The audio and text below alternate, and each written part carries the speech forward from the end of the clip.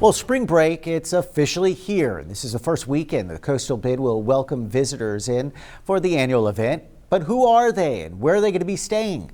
Sunrise reporter Victoria Balderrama, she took a drive to Port Aransas to learn more about the tourist impact on our community. Victoria, good morning. Good morning, and TripAdvisor has named Port Aransas as one of the best beaches in Texas, calling people from across the state. And it's true, when I was in college, people would plan to make this drive 10 hours, so definitely true. This year, the Chamber of Commerce says it projects thousands will visit in the next 2 weeks, with them bringing money to improve the community. We saw more than 350,000 people come across the ferry here in Port A in the month of March. That number is from a year ago, and the Port Aransas Chamber of Commerce is forecasting it'll see about the same volume of people this year. We're going to see large crowds of families and college students come into town. That ratio is about 60% families, 40% college kids. To manage, the city of Port Aransas has regulations in place. Closing the beach at 6 p.m., no alcohol on the beach after 6 p.m.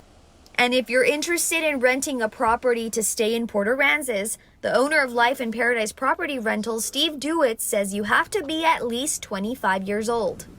3 or 4 miles south of Port Aransas, there's some nice neighborhoods out there that we manage a lot of properties at. We have a lot of condo properties. Life in Paradise Property Rentals has 360 rental properties in Port Aransas. Right now, for the week ahead, he says 85% of properties are occupied.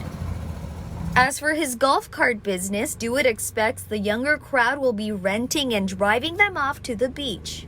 All the way down to Access Road 1A is going to be predominantly more family oriented versus as you go south of 1A, you're going to find, the spring breakers. And he says when tourists who spend money on golf carts, food, rentals, the money goes right back to the city of Port Aransas. We're welcoming in 5 new different eateries, or over the past year or so have welcomed in some new ones that have either reopened with tripled space.